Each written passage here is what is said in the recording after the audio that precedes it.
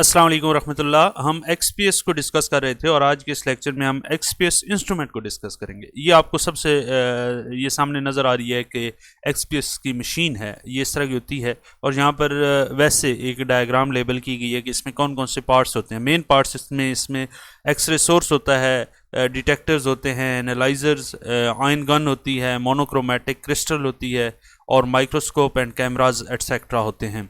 इनको हम one by one discuss करेंगे, ये चीज़ें होती क्यों हैं और इनके क्या पर्पज़ होते हैं। यहाँ पर XPS इंस्ट्रूमेंट आपको ये नज़र आ रहा है कि यहाँ पे आपके पास सैंपल आपका पड़ा होता है और ये वाले जो हैं इलेक्ट्रॉन गन है, ये एक्सरे गन है। यहाँ से एक्सरे आएगा और यहाँ पर जैसे ही इसके साथ इंटरेक्ट करेगा तो यहाँ से इलेक्ट्रॉन जनरेट होंगे। Dooj electron will be move toward in this direction और इनको फिर यहाँ पर ला के ऑफ कोर्स आगे डिटेक्टर्स हमारे लगे होते हैं, उन डिटेक्टर्स से डिटेक्ट करके यहाँ पर आपको इमेज नज़र आता है। इसमें मेन इलेक्ट्रॉन गन है, एक्सरे गन है, अशेयर्ड एनालाइजर ऑफ इलेक्ट्रॉन एनर्जी है एंड डिटेक्टर सिस्टम है। ये मेन पार्ट्स होते हैं। आगे चलते हैं और यहाँ पर एक बहुत अहम इम्पॉर्टेंट पैरामीटर होता है कि XPS को हमेशा अल्ट्रा हाई वैक्यूम में ऑपरेट करते हैं। अल्ट्रा हाई वैक्यूम जिस इंस्ट्रूमेंट के अंदर क्रिएट करना पड़े, मेंटेन करना पड़े, that machine would be really expensive.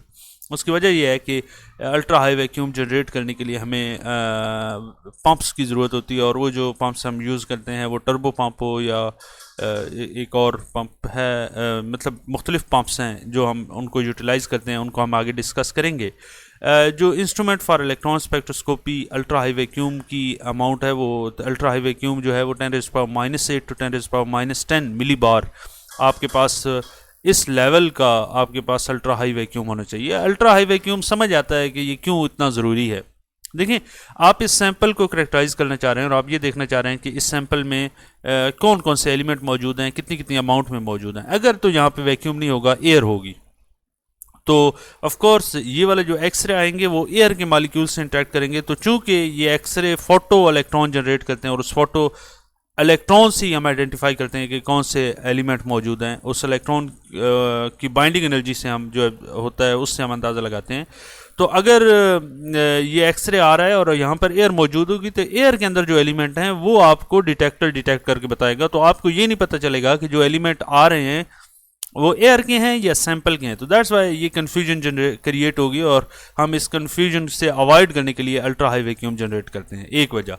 दूसरी वजह जो मोस्ट इंपॉर्टेंट है कि अल्ट्रा हाई वैक्यूम इस वजह से होता है कि अगर वैक्यूम नहीं होगा तो एयर के पार्टिकल होंगे और यहाँ से जो अगर इलेक्ट्रॉन या फोटो इलेक्ट्रॉन एमिट होंगे तो उन्हें इस डिटेक्टर तक पहुँचने के लिए एक डिस्टेंस तय करना है। इस डिस्टेंस में अगर एयर पार्टिकल्स होंगे तो ये वाले जो जनरेट होंगे यहाँ से इलेक्ट्रॉन वो इंटरेक्ट करेंगे विद दीज एयर पार्टिकल। ये इलेक्ट्रॉन जब इन एयर पार्टिकल से इंटरेक्ट करेंगे तो ऑफ कोर्स उनकी एनर्जी लॉस होगी और most of the electron will be lost in their way, रास्ते में ही कहीं पर गुम हो जाएंगे और जो पहुंचेंगे वो विद वेरी लो एनर्जी, क्योंकि उन्हें स्कैटरिंग बहुत ज़्यादा होगी। तो वो लो एनर्जी जो है वो हमें कोई बहुत वाज़िया हायर इंटेंस पीक नहीं देगी, बल्कि वो एक आप यूँ समझें कि नॉइस टाइप हमारे पास सिग्नल आ रहे होंगे जो कि क्लियर आइडेंटिफिकेशन नहीं होंगे। तो इस वजह से इन दो मेजर वजूहत की वजह से हम ये अल्ट्रा हाई वैक्यूम जनरेट करते हैं इस मशीन के अंदर। देन ये वही बातें हैं कि लो एनर्जी फोटो इलेक्ट्रॉन या अगर इलेक्ट्रॉन जो है वो स्कैटर हो जाते हैं गैस मालिक्यूल के साथ, इस वजह से अल्ट्रा हाई वैक्यूम यूज़ होता है।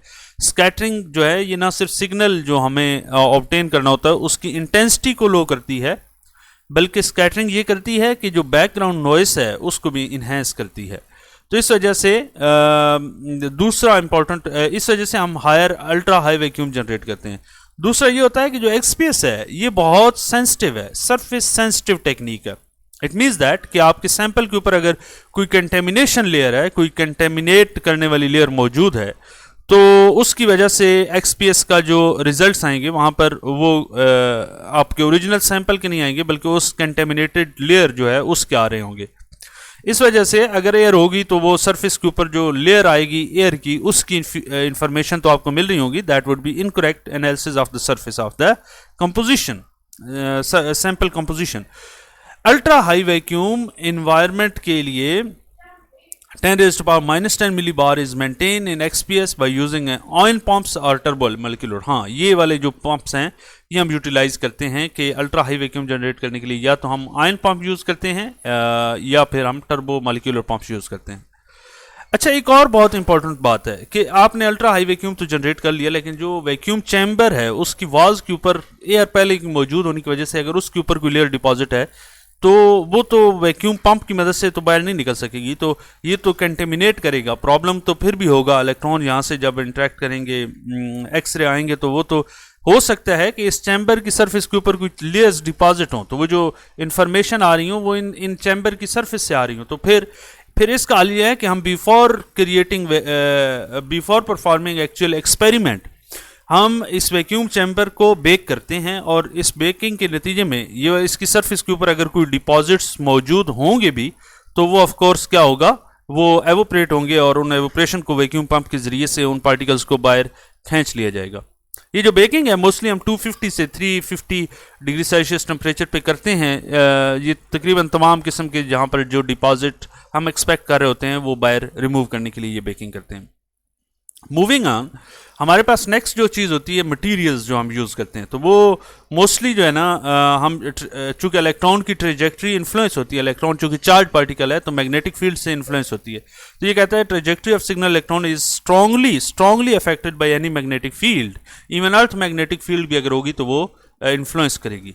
अल्ट्रा हाई वैक्यूम वेसल्स जो है ये MU मेटल विच इज़ निकल आयरन अलॉय इससे बनी होती है, और या स्टेनलेस स्टील से बनी होती है। तो ये जनरल जस्ट इंफॉर्मेशन है आपके इक्विपमेंट के हवाले से कि ये इस तरह की होती है। आगे अगर हम मूव करें तो ये वाली स्लाइड जो है ये बहुत ज़्यादा इंपॉर्टेंट कॉन्सेप्ट है, इसमें इसको हम कोशिश करेंगे कि ज़रा अच्छी तरह समझ लें। यहाँ पर आप देखें, आपको ये बताया कि एक्सरे सोर्स मोस्टली जो यूज़ होते हैं वो मैग्नीशियम के अल्फ़ा के होते हैं जिसकी एनर्जी 1253.6 इलेक्ट्रॉन वोल्ट है, या एल्यूमिनियम के अल्फ़ा हैं यानी 1486.6 इलेक्ट्रॉन वोल्ट है। अब ये दो मेटल्स, ये दो एलिमेंट क्यों सिलेक्ट किए गए हैं एक्सरे जनरेट करने के लिए, क्योंकि इनकी जो एक्सरे है वो इंतहाई स्मॉल वेवलेंथ की है और इनकी एनर्जी बहुत ज़्यादा है। एनर्जी का हायर होना क्यों ज़रूरी है, क्योंकि इस एनर्जी के साथ इसने जाके एलिमेंट की जिनकी कंपोजिशन हमारे सैंपल में जो एलिमेंट मौजूद है उनके इंटरनल शेल से इलेक्ट्रॉन को निकालना है। तो उन इंटरनल शेल से इलेक्ट्रॉन को निकालने के लिए हमें ऐसे एक्सरेज चाहिए होंगे कि जिन एलिमेंट को हम आइडेंटिफाई करना चाह रहे हैं उनके इंटरनल शेल के इलेक्ट्रॉन की जो बाइंडिंग एनर्जी है ना उससे ज़्यादा होनी चाहिए।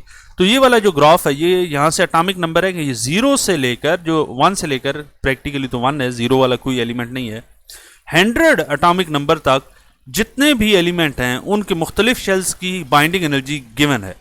मिसाल के तौर पे अगर मैं एक एलिमेंट है उसका 10 एटॉमिक नंबर है तो उसकी बाइंडिंग एनर्जी जो 1s शेल की है वो तकरीबन 700 इलेक्ट्रॉन वोल्ट है। एक एलिमेंट है जिसकी 60 एटॉमिक नंबर है, अगर उसकी मैं 3d की बाइंडिंग एनर्जी चेक करूं तो वो तकरीबन 900 समथिंग है।